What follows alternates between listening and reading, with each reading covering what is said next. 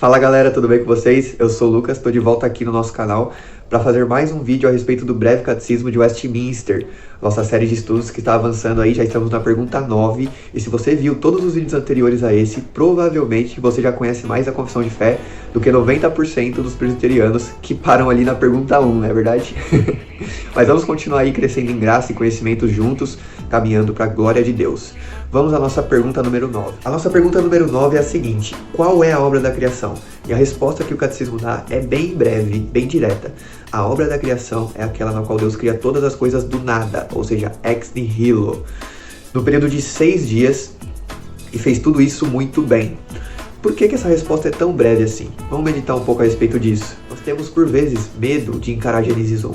Mas medo do quê? Medo do confronto com as outras teorias do início de todas as coisas.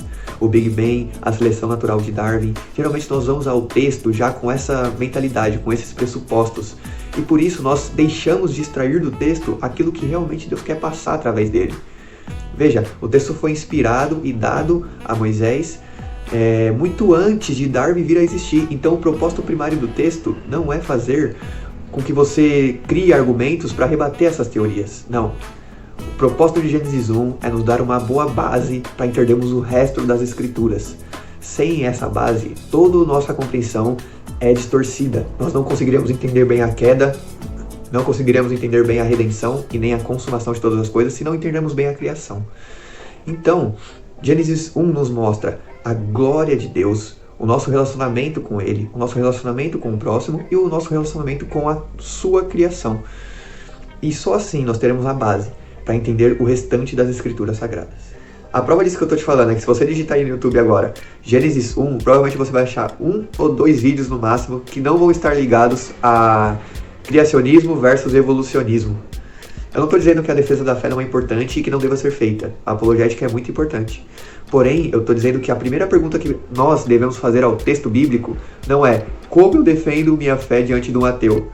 Como eu respondo isso para um ateu? E sim, o que Deus quer que eu aprenda e pratique depois de ler esse texto. Esse é o princípio, esse é o conceito. Então fica de lição de casa para você ler Gênesis 1 inteiro, capítulo 1 inteiro, e tirar 3 lições práticas dessa passagem. Fica aí de lição de casa para você fazer. Dito essas coisas, vamos ler aí algumas passagens que o catecismo nos traz. A primeira delas é Hebreus 11:3. Vai dizer o seguinte: pela fé, entendemos que foi o universo formado pela palavra de Deus, de maneira que o visível veio a existir das coisas que não aparecem. Aí nós encontramos um aspecto importante também, a fé. Quando falamos de criação, por vezes nós esquecemos da fé. E no versículo 1 ele vai explicar o que é fé. Acompanhe comigo aí. Fé é a convicção dos fatos que não se veem. A parte B do versículo vai dizer isso. Ora, alguém estava lá na criação para ver? Alguém além de Deus estava lá?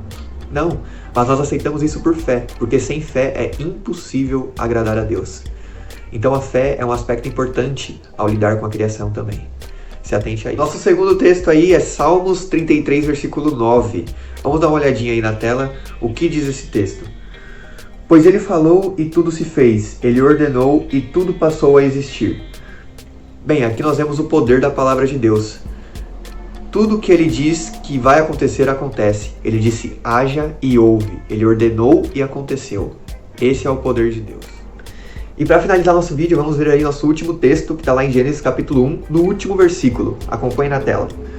Viu Deus tudo quanto fizera, e eis que era muito bom. Houve tarde e manhã, o 6º dia. Aqui nós podemos contemplar a beleza da criação de Deus. E nós temos que olhar para esse texto com esperança e com alegria. Por quê? Porque Deus vai restaurar a sua criação como era antes. Tudo perfeito. Não haverá mais pecado, não haverá mais choro nem ranger de dentes.